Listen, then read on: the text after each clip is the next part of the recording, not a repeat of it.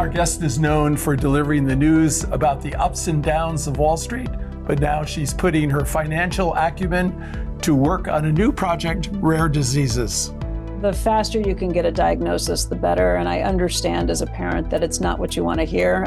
We probably should have done genetic testing far earlier than we did. I'm not sure what was keeping me from doing it. You know, in some ways you don't want to find out. If there was one thing I would do over, it's that I would have pushed harder for genetic testing earlier. Becky Quick is a CNBC anchor who's also reporting on the 30 million Americans who are affected by rare diseases and the efforts to find cures. The faster you find out, the faster you can connect to a community and find out what the arc of this disease may look like and what the range of this disease may look like. Not everybody is going to have the same reaction or the same outcomes. This is Conversations on Healthcare.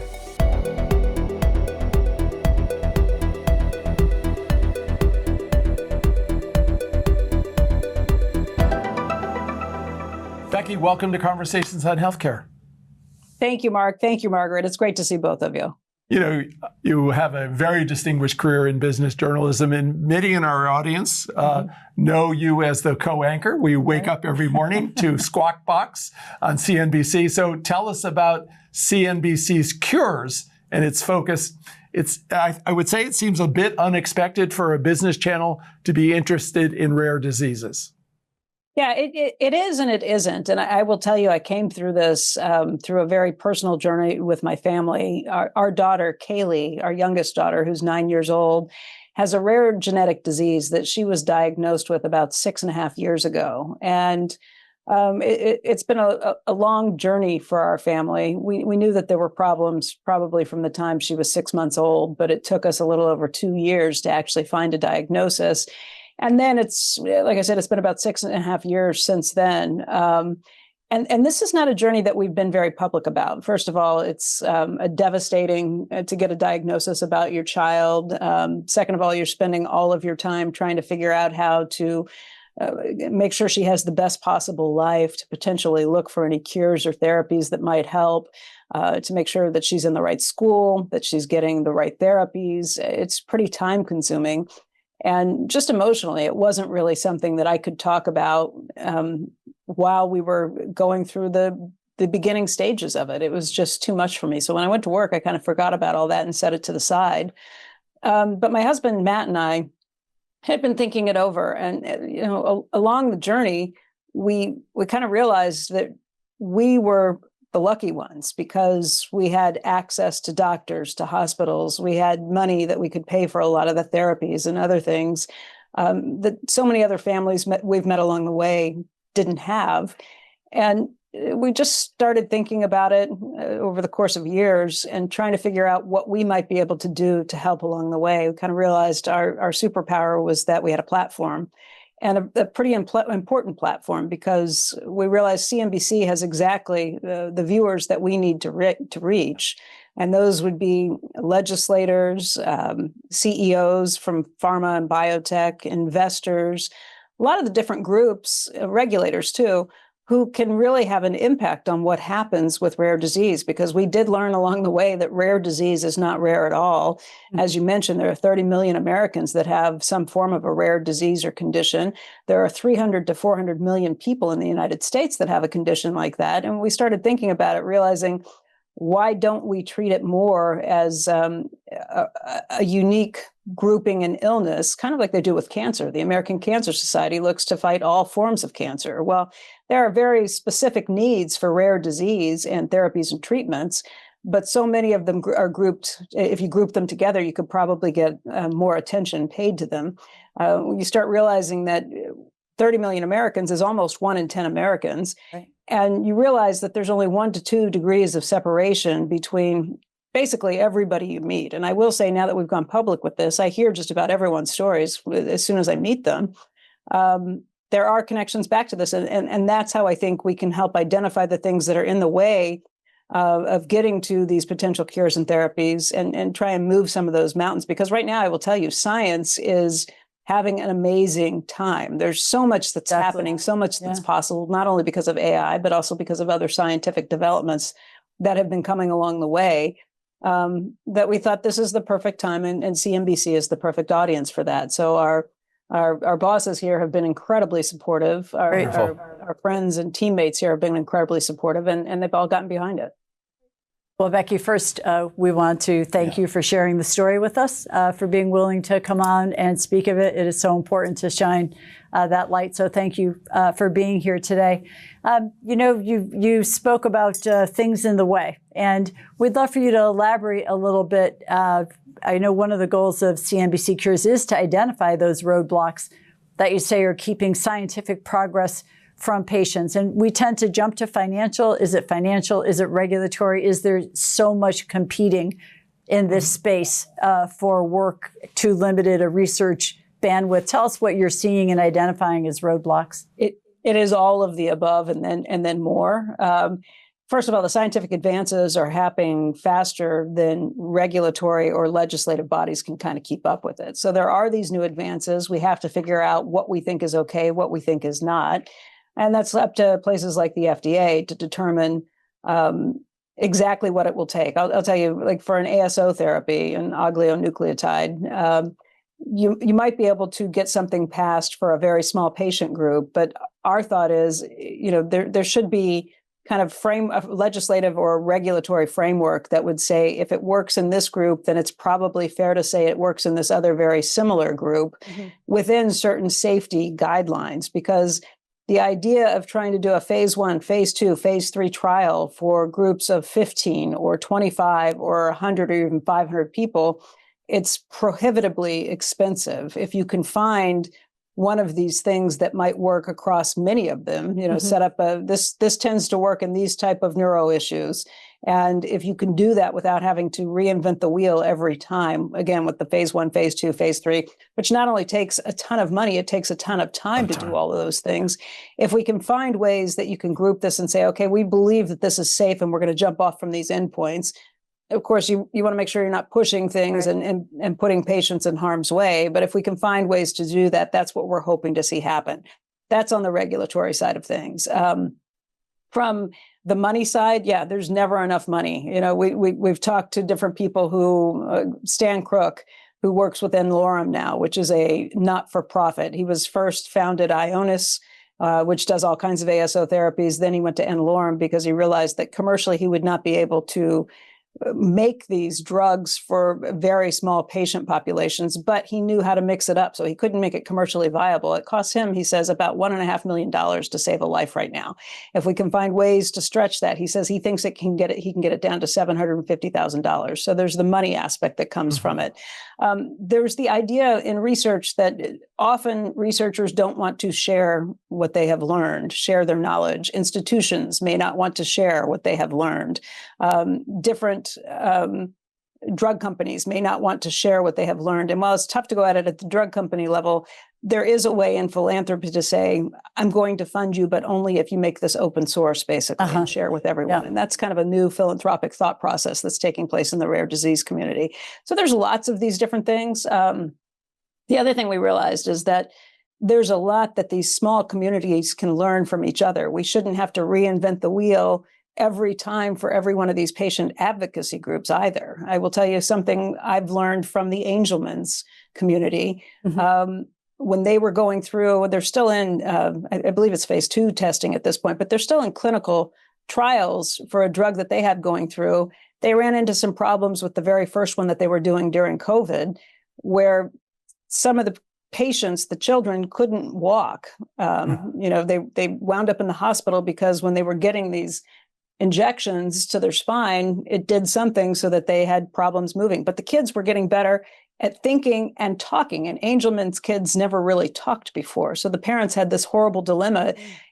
And I've spoken with Allison Berendt, who is a parent. She's the chief scientific officer for FAST, the Angelman's group. And she said it was this horrible situation to have to decide whether I wanted my child to be able to talk or to walk.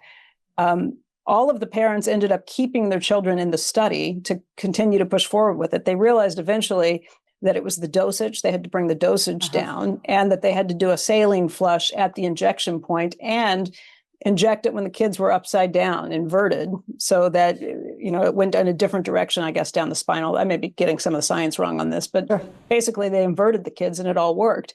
Well, I'd like to make sure that our kids in SYNGAP or any other disease don't have to do that same trial run. The more people who find out about this information, the less likely that we are to repeat problems that directly affect our children and other patients who are dealing with these things.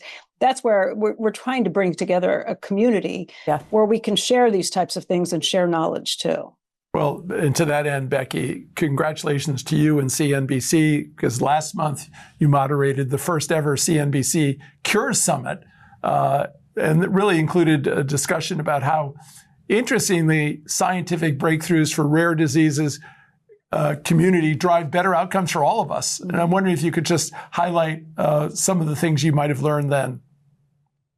Yeah, there are, and it's escaping me at the moment. There are several studies where they figure if they can get it, a study that works on these rare diseases, particularly with children who have early onset Alzheimer's, that there could be ways, the things they learn in those early studies, that can help us with Alzheimer's patients writ large. That if there are some rare diseases that mimic early onset Alzheimer's for children. If you can get at that and you have this very defined population, you know who they are, you can go after it. If you can find ways to resolve that, they think that will open the door to solve all of Alzheimer's and really find better ways of identifying people earlier and making sure that we can help them. Because the other thing you learn in rare disease, that once there are organs that are damaged, whether it be the brain, the heart, the liver, whatever it may be, it's hard to reverse the damage. You can slow the progression of the disease, but really early identification of all these things is a huge key too. Being able to find out who's going to eventually have symptoms. If you can attack that earlier, you have a better chance of the patients being able to live a full life and to have use of and functionality of their bodies that they wouldn't have otherwise. Well, going back to the summit, which I'm sorry I only read about after it had happened, it really sounded like a phenomenal meeting. It's on the YouTube channel. Thank you. And by the way, if you're interested in watching any of it, it's all archived on CNBC.com. You just told me I can find it there, so I will. Any of the summit, anybody who's watching your podcast too, you can watch any of the interviews. We're making sure we archive them all. It's up for free. We want to make sure that we reach as many people who are affected by this as possible.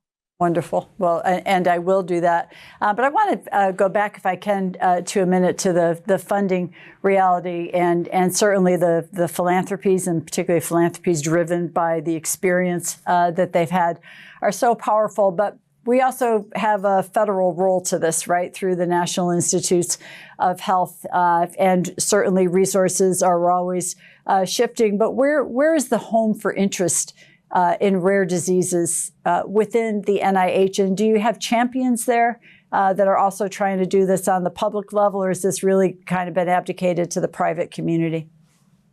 Well, I will say rare tends to start in the private community. It's usually the parent advocacy groups that start first, because these are populations that are so small. Kaylee's SYNGAP population, SYNGAP 1 is her disease, and my daughter, and that population is just over 1,000 people in the world, not in the United States. I know of other families that I've met along the way who there were 5 other patients when something happened. Maybe there were 500 when it happened, when their child was identified with the same disease. The first thing you do when you get a diagnosis is you go online and you look it up. When Kaylee was diagnosed, our neurologist gave us the test results and admitted that she really didn't know that much about it, and that we would probably know more by the end of the weekend. That was a Friday. Yeah. And by Saturday, we had identified the 2 parent groups that were looking into this, had called them, had spoken with them. And so we did know more about the disease by the end of the weekend than our neurologist knew. And unfortunately, that's the case. There are plenty of grants that are given by the NIH, and that's important. And I have heard from researchers that a lot of that money has been much more difficult to come by. over the last year, year and a half, they keep thinking they're getting to the point where they're going to get more of that money out. That is definitely a choke point. But for rare disease in particular, it tends to start with the parent advocacy groups. If you're lucky, you have, if you're lucky, you have a wealthier, high-profile family that gets affected by this, and they help get the word out for those things. But look, a lot of these advocacy groups are working on bake sales and bike-a-thons to try and raise money. And you need millions of dollars to get things really started with researchers, which again is why you want to find other diseases that are as similar to yours as possible so that you can kind of clump together. There are researchers at UPenn, now coordinated with CHOP, the Children's Hospital of Philadelphia, who are working on SYNGAP and STXBP1. And they are both neurological diseases. And again, our hope is that by trying to put together as many diseases as we can that have similar profiles, we can try and solve or find therapies for those two diseases and then find others that are related to it. Because I think the only way it works, there are N of 1 studies where you basically pay for one individual patient. But if you really want to tackle rare disease, you have to find ways to link these many diseases together and to cooperate. Margaret, in so many cases, the parents lead, and in this case, the government really needs the follows. Becky, in the Cures documentary, you discussed the new law in Florida. I was not familiar with it, the Sunshine Genetics Act. And I'm wondering if this could be a national model for identifying rare diseases, in particular for newborns. Yeah, I certainly hope so. The Sunshine Genetics Law in July was just signed into action by the governor there in July. And what it does is offer an opt-in program for parents of newborns to say, I would like to have my child's whole genome sequenced. It's free if you opt into it. And they will search against hundreds of rare diseases that might not show up immediately, that might show up down the road, but they will let you know if your child tests positive for any of these hundreds of rare diseases. It was brought about by a state legislator there, Adam Anderson, and his family's journey as well. Adam and his wife, Bree, their son, Drew, was born and everything looked perfect. He was their third child. They had 2 daughters before Drew. And Adam will tell you he thought their life was complete when Drew was born. But about 6 months or so in, they started noticing some neurological problems. It took them a while to get a diagnosis, a couple of years. When they did, it was the deadliest diagnosis, Tay-Sachs disease, which is a debilitating disease that eventually, takes your life. And that was the case with Drew. He was only 4 years old when he passed away. Adam and his wife were devastated, obviously. They had been living in New Jersey. They moved to Florida, for business reasons. And then Adam ended up running for state legislature and he won. He was really focused on pro-business things. But when he got into the legislature, more and more things started coming up about rare disease. And this was a project that he spearheaded, kind of wrote down on the back of a napkin, what could we do? What would be helpful? And again, that early intervention, finding out before the disease attacks your brain, your other organs, and does irreversible damage. It's not a guarantee that you're going to be able to do something, but there are a lot of things like a ketogenic diet or others that can help if you're having seizures.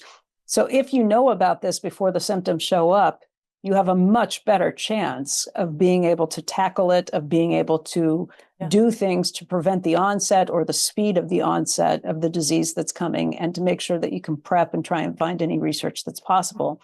They're affiliated with USF, I think the University of Southern Florida, and the University of Miami. And they are kind of attacking this too, going after this to try and find whatever genetic medical help that they can give along the way. So for Florida, it's not only offering parents and families this early information that can be super helpful, it's also trying to link that with advances in genetic medicine. And I think that's an ideal way to really get at what we should and could be doing nationwide. There are places in New York City, like New York City in Massachusetts, where they're also working on these things, but there's not a nationwide program. And this program in Florida is probably the best blueprint that I've seen for any of this. Well, that's exciting. Great. And we've been more about Adam Anderson and his family. Yeah, we've been doing that for years ourselves at the path.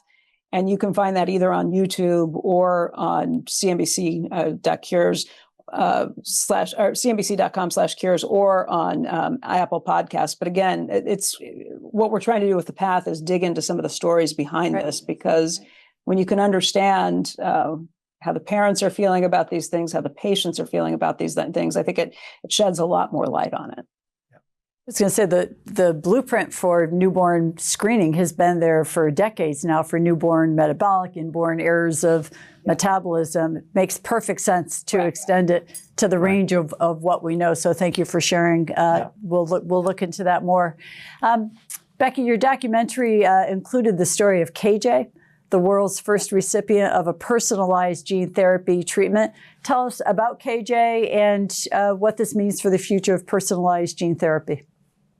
Well, KJ's a pretty amazing little fella. I got to meet him down at CHOP and spend a little time with him. I tell you, he is meeting milestones that they did not think would be possible. He's up and walking. He's talking. He's doing all kinds of things. He has a disease that impacts the liver can't process the protein, and it's devastating. And again, it leads to death if it's not addressed. The best you can hope for is a liver transplant, or that you could hope for before baby KJ. But most children don't live long enough to be able to receive the transplant. I'm sorry, it's kidney transplant, not liver. But most of them don't live long enough for that. The ammonia that builds up in their body does unbelievable damage.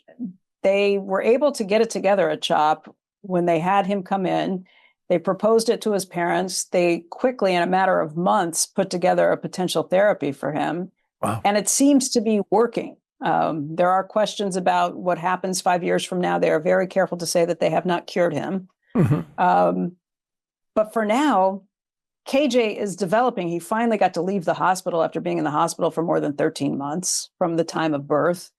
And it looks incredibly promising. And if they can find a way that, again, it needs to be more like a factory, where if you can find a way to quickly identify and knock out some of these therapies, and if the FDA goes along to approve some of these therapies to say, yes, it worked here, so maybe it will work here and here, it's incredible. I did not think I would see anything like this in the next 5 to maybe 10 years. I thought we were further away from the possibility of what CHOP pulled off with this. You know, Becky, you have such an interesting perch.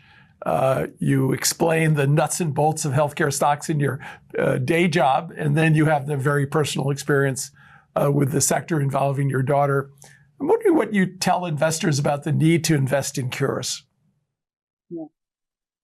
I don't want to sound self-serving, but look, the science is here, and with it, again, even if you're starting small, like I will tell you, I didn't used to think that it would be, you could possibly make a profit if you were talking about a patient population of less than, I don't know, 100,000 maybe. Mm-hmm.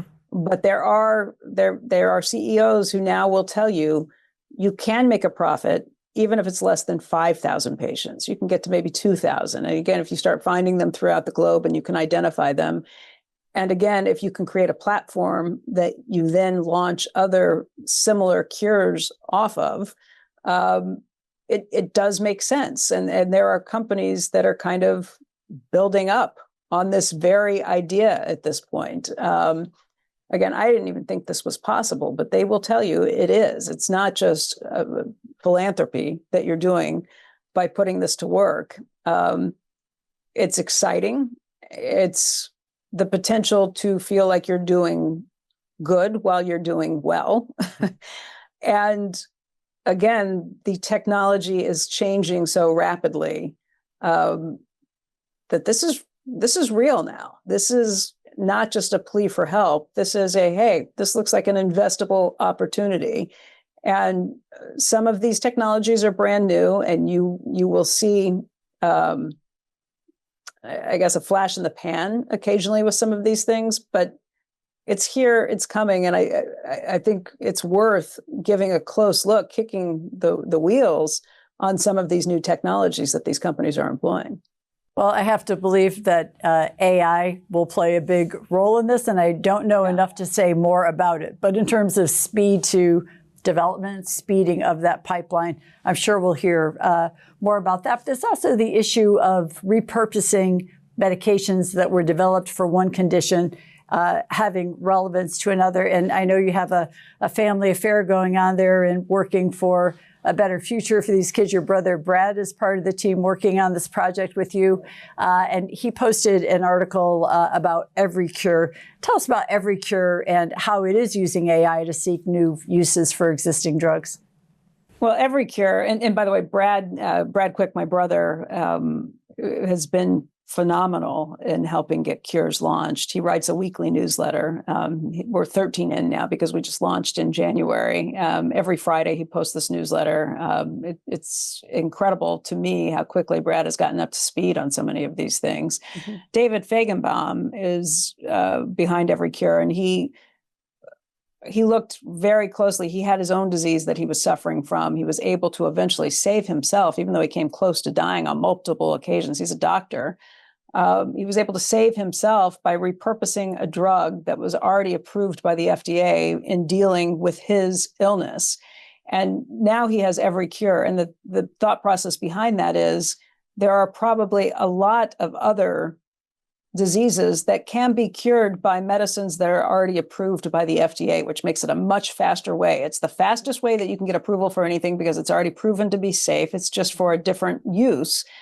And this has kind of been the holy grail that's been out there for decades. People have been trying to say, what if there's a repurposing drug mill that you can do for any of these diseases? But it's really hard to come up with that. AI is changing that, because instead of doing what would take, 10 years to go through and try every compound and figure out how it would work on different diseases, they can do that work in 3 days. Mm-hmm. So shrinking the time needed so it's not so much guesswork, right? So that you can have a real thought process that is pushed through and says, this is a likely candidate. To get to those likely candidates, that was the hard work of taking thousands of compounds against thousands of diseases and trying to figure out if any of them single-handedly or in combination with others could do that. If you can have AI speed through that process for you and find the most likely candidates, that puts us far ahead in that situation. And honestly, repurposing of a drug is every parent's dream and hope. It's the safest way you can do it. It's the quickest way you can do it. When we started looking for things for Kaylee, that was certainly what we were hoping would happen first. An ASO therapy has to be injected like a lumbar injection in your back, and it has to happen every 3 to 6 months. Genetic therapies, gene therapies are dangerous, have not been proven out yet in a lot of cases, and there's always a risk factor that comes with that. So as a parent, if there's anything I would most like to see, it would be a drug that is repurposed to solve SYNGAP or any of the others of these diseases. And I think AI puts us a lot closer to that potential. It was the first thing I hoped for. It seemed like the toughest, but now with AI, it might be a much more likely scenario. Becky, you mentioned the word parent, and maybe you could just talk to those 30 million Americans who face this issue as a mom. What should people be thinking about doing? You talked earlier about the advocacy role that patients, parents play in this. Any advice for people who are listening in who know there's a problem with one of their children? Yeah, I would say the faster you can get a diagnosis, the better. And I understand as a parent that it's not what you want to hear. We probably should have done genetic testing far earlier than we did. I'm not sure what was keeping me from doing it. In some ways you don't want to find out. If there was one thing I would do over, it's that I would have pushed harder for genetic testing earlier. Because again, the faster you find out, the faster you can connect to a community and find out what the arc of this disease may look like and what the range of this disease may look like. Not everybody is going to have the same reaction or the same outcomes, but it's great to find out what the potential range of that is. the faster you can find a community that you are talking to about what works in terms of therapies, like ABA therapy has been really incredible for Kaylee.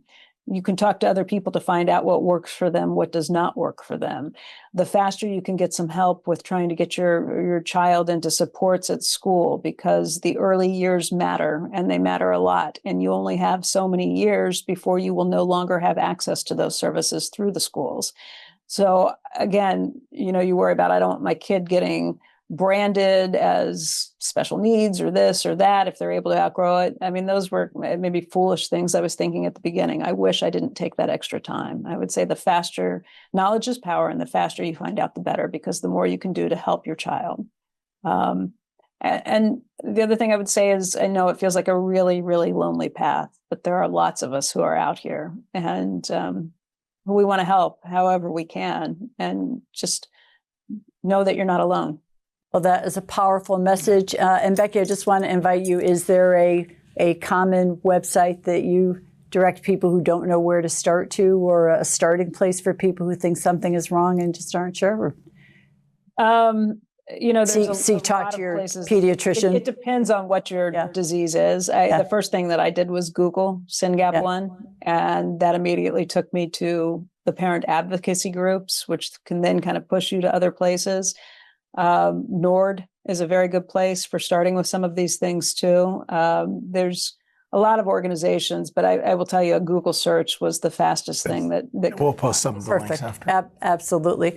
Well, Becky, we want to thank you for joining us, and also thank you to our audience for being here. Remember to subscribe to our videos on YouTube, find us on Facebook and X, and please share your thoughts and your comments about this program. Take care and be well. This copyrighted program is produced by Conversations on Healthcare and cannot be reproduced or retransmitted in whole or in part without the express written consent from Community Health Center, Inc. The views expressed by guests are their own, and they do not necessarily reflect the opinion of Conversations on Healthcare or its affiliated entities.